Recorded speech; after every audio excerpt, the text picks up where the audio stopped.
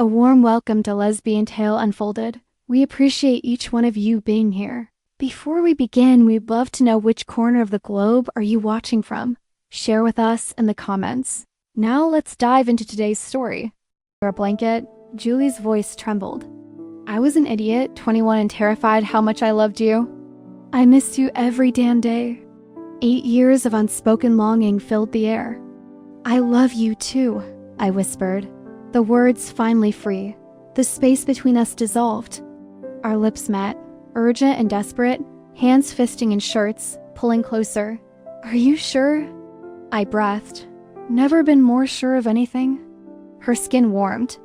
Beneath my hands as we shed clothes, the storm outside mirroring the tempest within. We collapsed together, finding a home we lost decades ago. Then the office lights flickered, illuminating Linda Chun standing in the doorway, phone raised. Her face frozen in shock. Did Linda see it all? Find out what happens next. Subscribe to my YouTube. Tomorrow's video is unmissable. I'm Vanessa Martinez, and that December night at Mesa Art Center changed everything. The stage lights burned hot against my face as I finished my whistling. Performance, the haunting melody of Claire de Lune still echoing through the small theater dot. My breath formed small clouds in the desert winter air as I stepped outside. Vanessa, that voice. Damn it, that voice. I tried to forget it for 8 years. I turned around and there she was. Julie Simmons. Those same piercing blue eyes. Though her blonde hair was shorter now, more professional. She looked stunning in her black coat, like she belonged in one of those artsy films she used to obsess. Over in college, Julie. Her name felt strange on my lips. I can't believe it's you. She stepped closer and I caught that familiar scent of vanilla perfume. Your performance was incredible. I had no idea you were still in Arizona. I could say the same about you. I studied her face, searching for traces of the 21-year-old who broke my heart. What brings you to a whistling performance? She laughed. That musical sound I remembered too well. Research. Actually, I'm composing a score that needs unusual instrumental elements. You're still doing music? Film scores now? I work for Harmony Entertainment Group downtown. My stomach dropped. You work at Harmony? Yeah, why? Her eyebrows furrowed. Don't tell me you. I start Monday. Marketing department. We stared at each other in the parking lot. December wind whipping around us like some cosmic joke. All the companies in Mesa, we'd ended up at the same one. Coffee? She asked suddenly. I mean, if you want to catch up. 20 minutes later, we sat across from each other in an all-night diner. Steam rising from our cups. She'd aged gracefully, her face more defined, but those expressive hands still moved when she talked. So, marketing? She said, stirring her coffee. That's different from performance art. It pays the bills. I still perform weekends. I watched her carefully. What about you? Happy with the film world? It's challenging work. I just finished scoring this indie drama about second chances. The irony wasn't lost on either of us. Arizona State feels like a lifetime ago, she said quietly. Does it? I kept my voice neutral, but inside, memories crashed over me late. Nights in our dorm room, her fingers tracing melodies on my bare shoulders, the fight that ended everything. Vanessa. About how things ended. We don't need to do this, Julie. Maybe we do. I looked into those blue eyes and felt 18 again, vulnerable and hopeful and terrified. It's been 8 years. We're different people now. Are we? Before I could answer, her phone buzzed. She glanced at it and sighed. Emergency at the office. Some client crisis. On Sunday night? Entertainment industry never sleeps. She stood, then hesitated. I'll see you Monday. Apparently so. She leaned down and kissed my cheek, just like she used to. It's really good to see you, Ness. I watched her walk away, the nickname hitting me like a punch to the chest. 8 years. And she could still make my heart race with 3 little letters. I drove home through empty Mesa streets, wondering what the hell I'd gotten myself into. Monday morning hit like a desert sandstorm. I walked into Harmony Entertainment Group's gleaming lobby, my heels clicking against marble floors. The receptionist directed me to the marketing department on the 3rd floor, where I met my new boss, a sharp-eyed woman named Linda Chen. Welcome. To the team, Vanessa, you'll be working on our multimedia campaign for the new romantic comedy we're distributing. She handed me a thick folder. The composer is already on board, Julie Simmons from our music department. My coffee cup nearly slipped from my hand. Julie Simmons? You know her? Perfect. Collaboration will be smoother. Smoother, right? An hour later, Julie knocked on my office door. She wore a burgundy blouse that brought out her eyes. Professional, but still undeniably her. So, colleagues again? Seems that way. I gestured to the chair across from my desk. Tell me about this project, asterisk, romantic comedy called Desert Hearts. They want something unconventional for the marketing. Your whistling caught their attention after Linda saw your performance Saturday. You recommended me? She looked away. Your talent speaks for itself. We spent the next hour discussing concepts, our professional masks firmly in place, but when she leaned over my desk to point at the storyboard, her fingers brushed mine. The spark was instant, undeniable. Sorry, she whispered, pulling back. Don't be... That week fell into a rhythm, morning meetings, afternoon brainstorming sessions, occasional shared lunches where we carefully avoided talking about Arizona State. Julie's creative process fascinated me. She'd close her eyes and conduct. Invisible orchestras, humming melodies under her breath. Friday evening, I stayed late to practice my whistling arrangement. The office was nearly empty when Julie appeared in my doorway. Still here? Perfecting the bridge section. I set down my sheet music. What about you? Tying up loose ends. She stepped inside, closing the door behind her. Can I hear what you've got so far? I whistled the opening bars, watching her face transform as she listened. When I finished, she was standing closer than appropriate for colleagues. Asterisk, that's beautifulness. Julie, I know we shouldn't. Her hand reached toward my face, then stopped. But sitting across from you all week, pretending we're just co-workers. We are just co-workers, are we? The question hung between us like a challenge. I stood, closing the distance until I could smell her perfume, see the flecks of gold in her blue eyes. This is complicated. Everything with us always was. Her hand finally touched my cheek, thumb tracing my jawline. Asterisk, I missed you. God, I missed you so much. Before I could analyze the wisdom of it, I kissed her soft at first, hesitant, then deeper. As she responded, her hands tangled in my hair, pulling me closer. We broke apart, breathing hard. This changes everything, I whispered against her lips.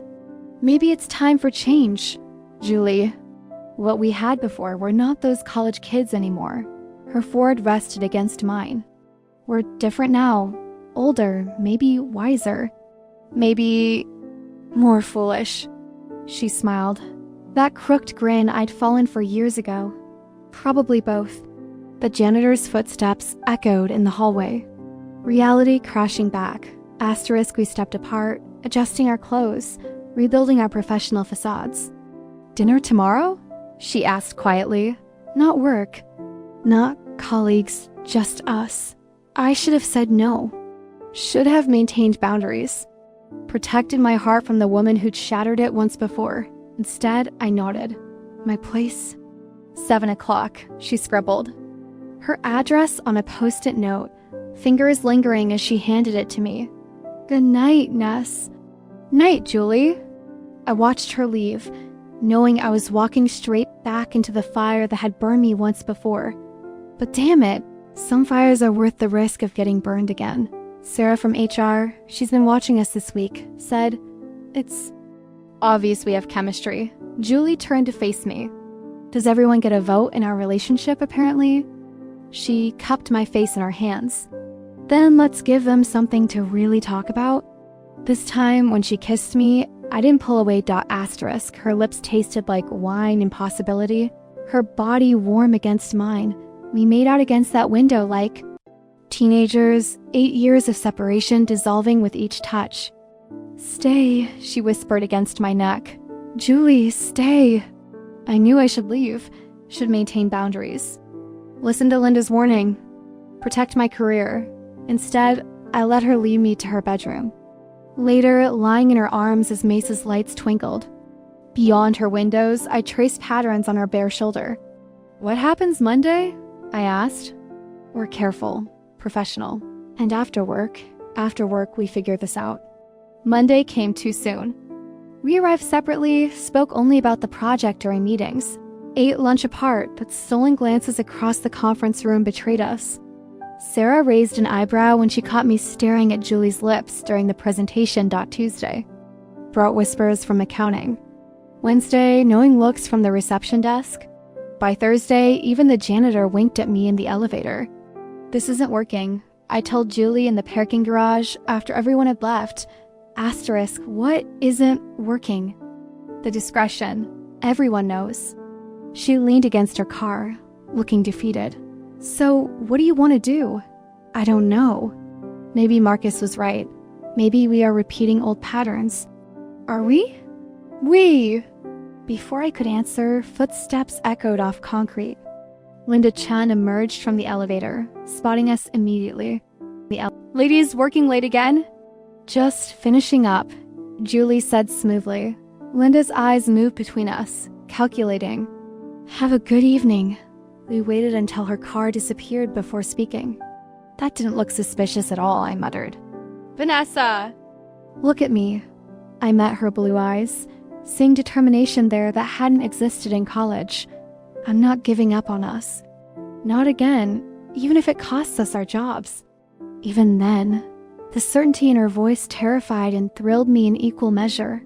That Friday afternoon, the desert decided to remind us who was really in charge. Dark clouds rolled over Mesa like a wool blanket, and by 5 o'clock, rain hammered the office windows with unusual fury. The heating system had been acting up all week, and now it gave up entirely. Looks like we're stuck, Julie said, joining me at my office window. The parking lot had turned into a shallow lake, cars sitting like islands in the flood. How long do these storms usually last in December? Could be hours. She rubbed her arms against the cold. Building management locked the main exits as a safety precaution. We can't leave until the flooding subsides. The office felt different. Empty, darker, more intimate. Our footsteps echoed as we wandered the halls, eventually settling in the break room where Julie made coffee with shaking hands. Cold, freezing, this building has no insulation. I found an emergency blanket in the supply closet, wrapping it around both our shoulders as we huddled on the small couch. The storm raged outside, lightning illuminating her face in brief, stark moments. Remember the thunderstorm during finals? Week? She asked quietly. Junior year. We were trapped in the library basement. You were so scared of the thunder you held me until it passed. Her hand found mine under the blanket. I should have held on longer. Julie, no, let me say this. She turned to face me fully. I was an idiot. 21 and terrified of how much I loved you. When graduation came, I panicked. Thought if we stayed together, I'd never figure out who I was apart from us. So you chose yourself. I chose fear. And it was the stupidest decision I ever made. Rain lashed the windows harder as if nature was underscoring her words. The coffee had gone cold, but neither of us moved to make more. What did you figure out in those 8 years? That I'm still me with you. Maybe a better version of me. Lightning flashed again. And in that moment, she looked exactly like the girl I'd fallen for in college. Vulnerable, hopeful, beautiful. I missed you every day, she whispered. Every damn day. Julie, I know it's crazy. I know we work together now and it's complicated and everyone's watching us. But I can't pretend anymore. The space between us disappeared. I don't know. Who moved first? But suddenly we were kissing with 8 years of longing behind it. Her lips were urgent against mine, hands fisting in my shirt. Are you sure? I breathed against her mouth. I've never been more sure of anything. We made love. There in the break room, the storm providing a soundtrack of thunder and rain. Her skin was warm beneath my hands. Her sighs mixing with the wind outside. Every touch felt like coming home, like finding the missing piece of myself I carried for 8 years afterward. We lay tangled together under the emergency blanket, her head on my chest as I stroked her. Hair, I love you, she said into the darkness. I never stopped. I love you too.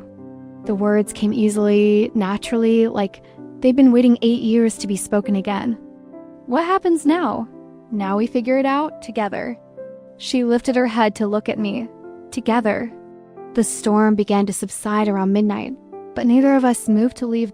We talked until dawn, about everything and nothing, rebuilding. The connection we'd lost, planning a future we'd once abandoned. When the sun finally broke through the clouds, painting the office golden, I knew everything had changed, not just between us. But inside me, the scared 21-year-old was gone, replaced by a woman who knew what she wanted. Ready to face the world? Julie asked, helping me adjust my wrinkled clothes. Ready to face anything with you. We left the building together, not caring who might see. The parking lot had drained, leaving only puddles reflecting the morning. Sky, Julie's car was closer, so I followed her to it. Your place or mine tonight? She asked, keys jingling in her hand. Yours. I like those big windows. She grinned, that crooked smile that had captured my heart twice now. 7 o'clock? Tried keeping me away. As I drove home through Mesa's quiet streets, I thought about storms and second chances. The desert had taught me something important last night. Sometimes, you have to weather the darkness to appreciate the dawn. My phone buzzed with a text from Marcus. Heard about the office flooding. You okay? I smiled, typing back, better than okay, I'm home. As it broke my heart. So, what do we do? I don't know. Friday single quotes as staff meeting confirmed our worst fears. Harmony Entertainment was cutting 20% of their workforce, effective in 2 weeks. The multimedia campaign was being streamlined to eliminate overlap between departments. One position will remain, Linda announced, avoiding our eyes. Final presentations. Monday will determine which approach we move forward with. After the meeting, Julie and I sat in her car in the parking lot, both staring straight ahead. One of us presents Monday, the other cleans out their desk, I said. Looks that way. And if I lose ... double quotes, you won't lose. If I do ... She was quiet for a long moment. Then I guess we both have some decisions to make. That evening, instead of our usual dinner together, we went to our separate apartments.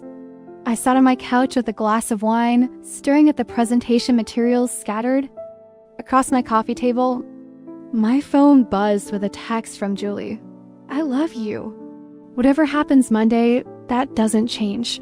I typed back, love you too. But sometimes love isn't enough. She didn't respond. And I spent the weekend wondering if I'd just ended us. Before the corporate restructuring, Monday morning felt like walking to my own execution. I'd spent the weekend perfecting my multimedia presentation, incorporating complex whistling arrangements with visual marketing elements. The conference room buzzed with nervous energy as executives filed in. Julie arrived 5 minutes before 9. Wearing her navy power suit, she looked stunning and professional. Every inch a successful composer. We nodded at each other politely, like strangers competing for the same prize, which I suppose we were. Vanessa Martinez will present first. Linda announced. I connected my laptop to the projector, hands surprisingly steady. The presentation opened with a haunting whistled melody that I composed specifically for Desert Hearts, as images from the romantic comedy played on screen. My performance provided an otherworldly soundtrack. Whistling creates intimate connection, I explained to the board. It's human, vulnerable, memorable, Our target demographic of mature women will respond to this authentic emotional appeal.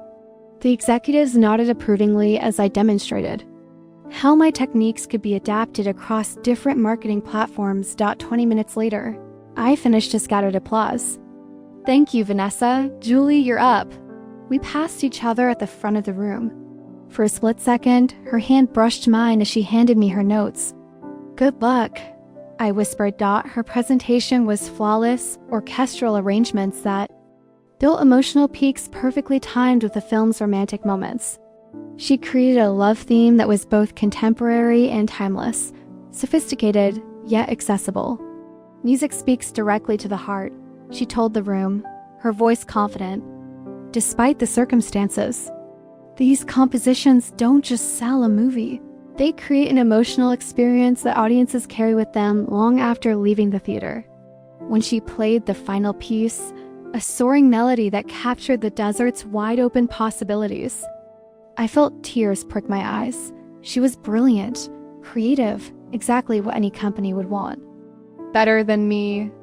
Both presentations were exceptional, Linda said after Julie finished. We'll have our decision by Wednesday. The next 2 days crawled by. Julie and I maintained professional distance, speaking only when the project required. The office gossip mill went into overdrive, with people choosing sides like we were competing gladiators. Wednesday morning, Linda called us both into the conference room. The executive team sat stone-faced around the polished table. This was an incredibly difficult decision, Linda began. Both approaches have tremendous merit. I held my breath. However, market research indicates that musical scoring tests higher. With our target demographic, we'll be moving forward with the musical approach to the campaign. My heart sank, even as relief flooded Julie's face.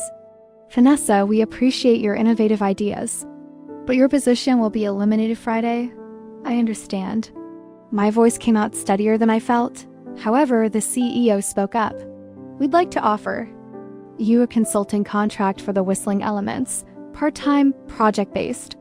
It was something, but barely. Consulting work meant no benefits, no security, feast or famine income. I'll need to consider it. After the meeting, Julie caught up with me at my car. Ness, I'm sorry, I never wanted it to happen this way. You won. Congratulations. This isn't winning. We both lost something here.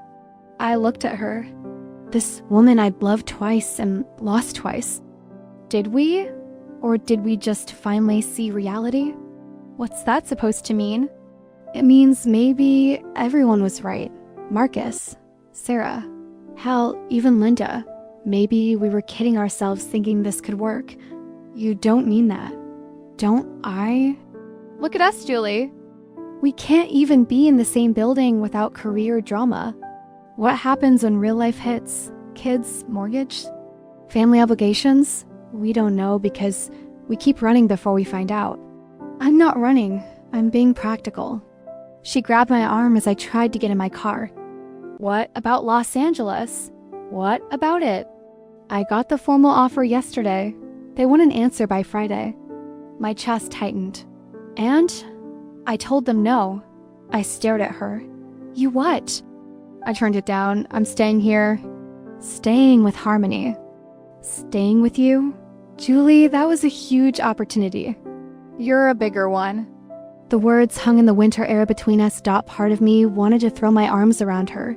Promise we'd figure everything out together. The other part, the scared part that had been burned before, pulled back. I can't be responsible for you giving up your dreams. You're not responsible. It's my choice. What if I take the consulting work? What if I move to Phoenix for better opportunities? What if this office romance falls apart like 90% of them? Do? What if it doesn't? I looked into her blue eyes, seeing the same hope and fear I felt reflected there. 8 years ago, those emotions had sent us running in opposite directions. Now they felt like the only honest things between us. I need time to think. She stepped back, hurt flickering across her face. How much time? I don't know. Vanessa, if you walk away now, I won't chase you again. I can't keep putting myself out there just to watch you disappear. Maybe that's for the best. The words came out harsher than I intended. She flinched, like I'd slapped her. Fine, you know where to find me if you change your mind. She walked back into the building, leaving me standing in the parking lot with my career in ruins and my heart breaking all over again. That evening, I sat in my apartment surrounded by job search printouts and tissue boxes, wondering how I'd managed to lose everything twice in 1 week. Thursday brought devastating news that made our personal drama seem trivial. Linda Chun called an emergency staff meeting at 10 o'clock a.m. Her face grim as she stood before the assembled employees. I need to share some difficult information.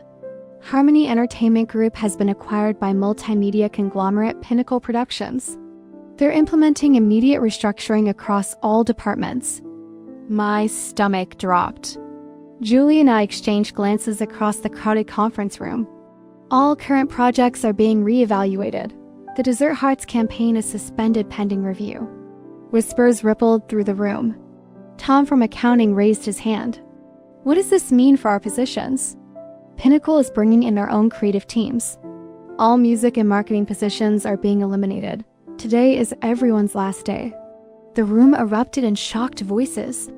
I felt like I'd been punched in the gut. Julie looked equally stunned, her face pale under the fluorescent lights.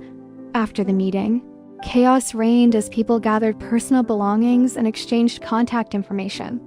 I found myself standing in my nearly empty office, staring at the box containing my brief tenure at Harmony.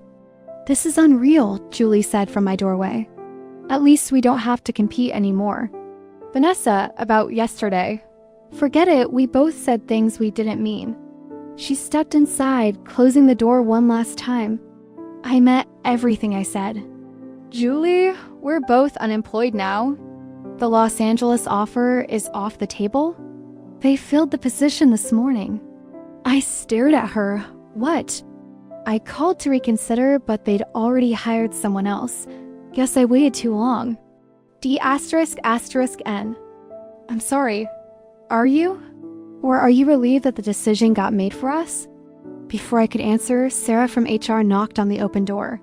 Sorry to interrupt, but I have news you both might want to hear. We turned toward her expectantly.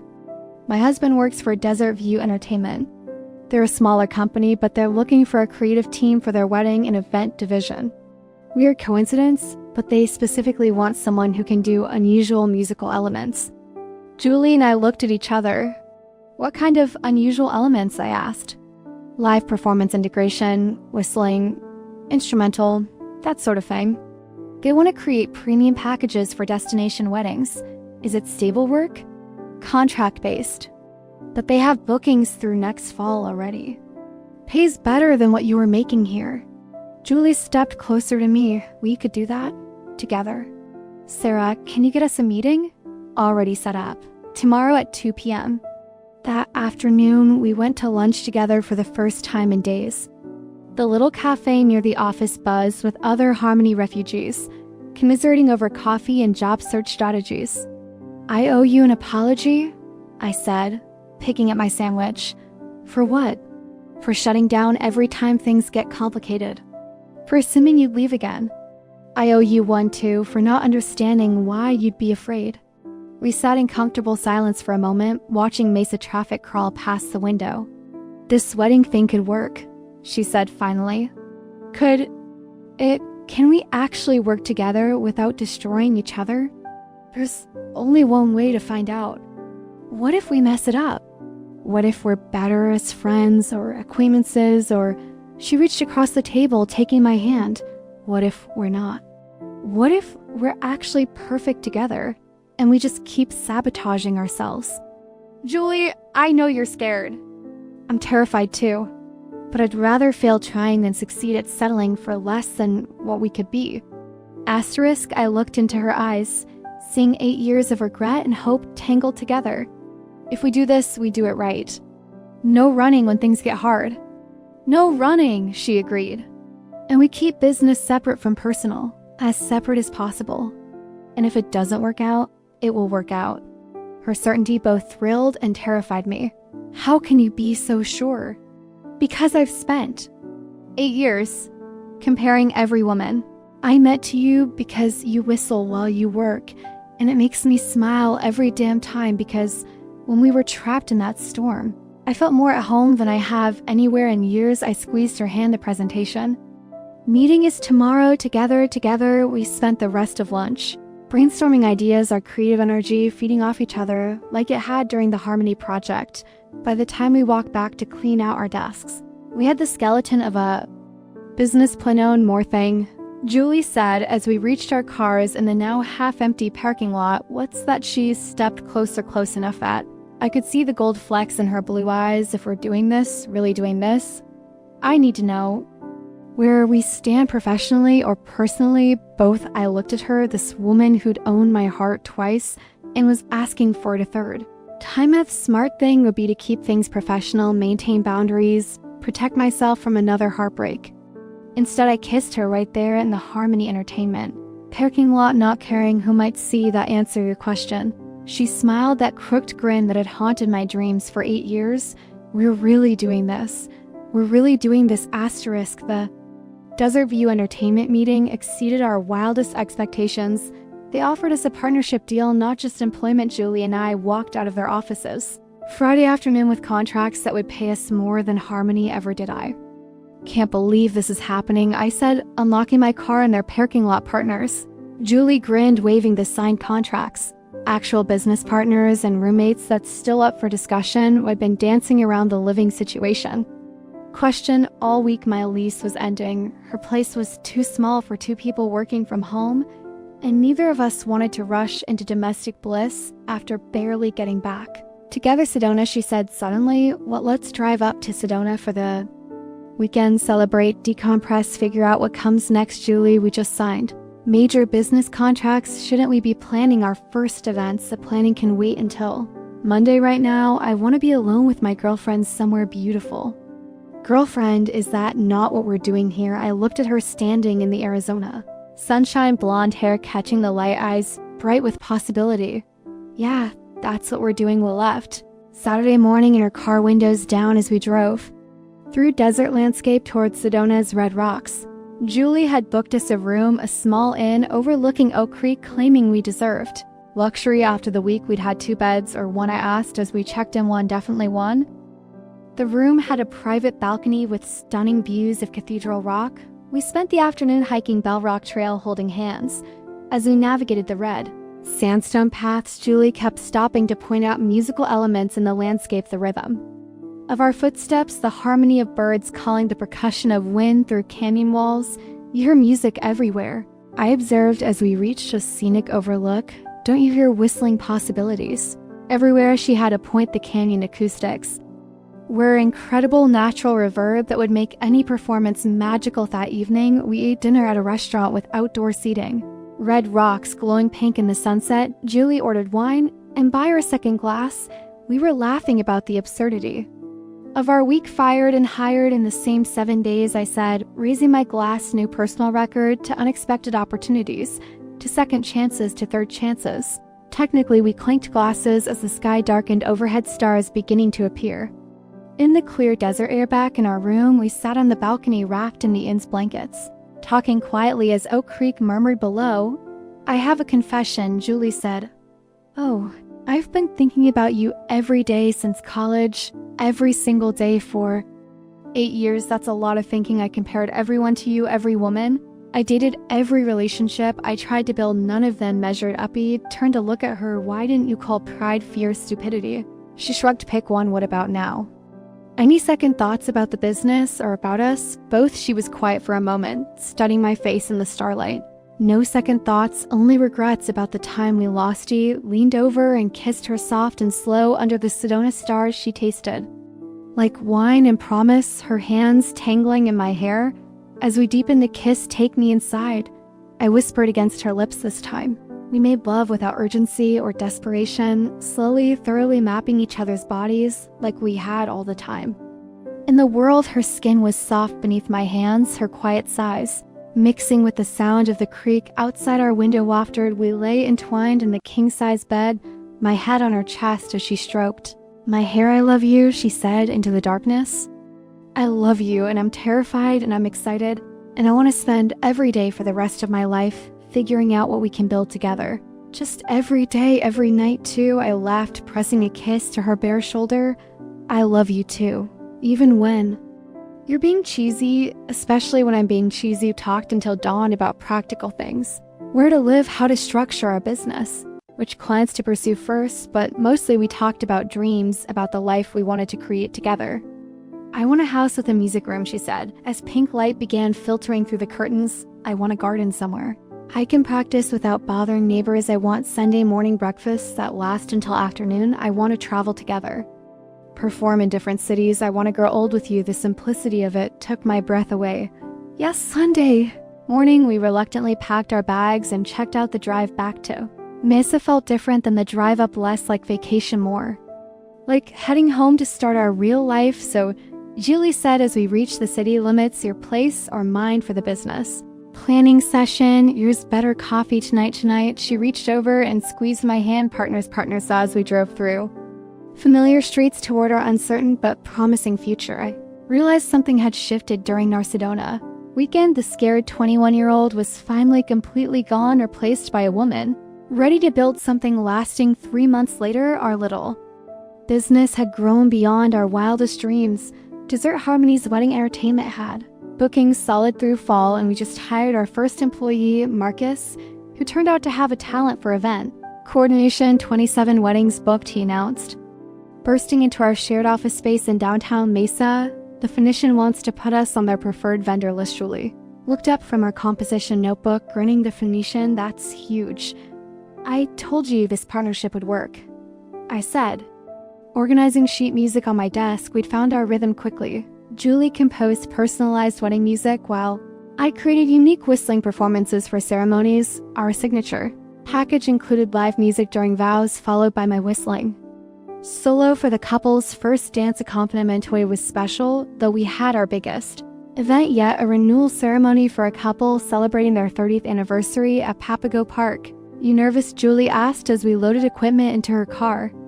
Always in before performances, you never show it. That's called professionalism. Partner at the event was flawless. My whistling arrangement of The Way You Look Tonight brought tears to the anniversary couple's eyes, and Julie's string quartet accompaniment created the perfect romantic atmosphere. After the guests left and we finished packing up, Julie and I found ourselves alone watching the sunset paint Papago's red rocks golden. Remember when we used to come here during college? She asked, settling onto a boulder beside me. You bring your guitar and play for hours. You'd whistle harmony parts. We were good together. Even then, we're better now. She was right. The past 3 months have been the happiest of my life. We'd moved into a small house together in Old Town Scottsdale, complete with Julie's music room, and my garden practice space. Every morning felt like a giftness.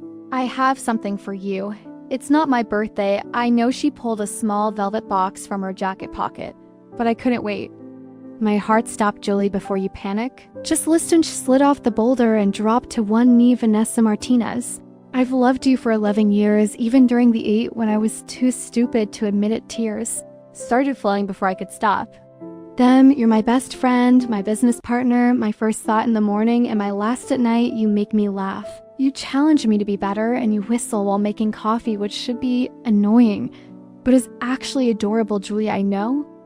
We've only been back together 3 months, but I know what I want. I want Sunday morning breakfasts and business planning sessions and fighting about whose turn it is to do dishes. She opened the box, revealing a simple diamond ring that caught the desert light. I want to marry you here where we fell in love the first time, where we're falling deeper every dire. You proposing at our work event.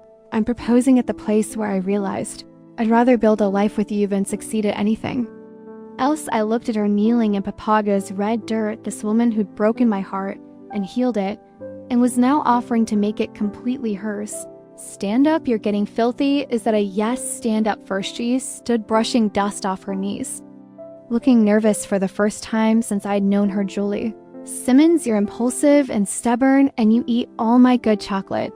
I replace it. You're also brilliant and kind, and the only person who's ever understood both my ambition and my fears. So yes, you ridiculous woman. Yes, I'll marry you. She slipped the ring onto my finger with shaking hands, then kissed me as the Arizona sunset painted everything around us in shades of gold and pink. Partners, she whispered against my lips.